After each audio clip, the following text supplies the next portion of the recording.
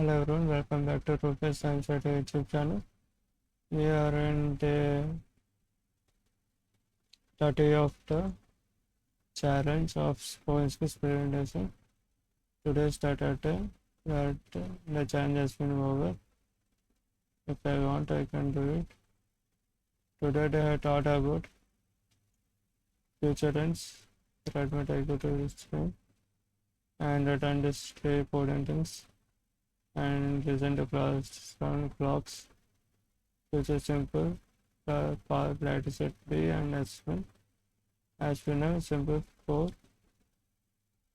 on the topic of possessions. And let's check your good marks only. Thanks for watching the tutorial and please like, share and subscribe channel. Thank you.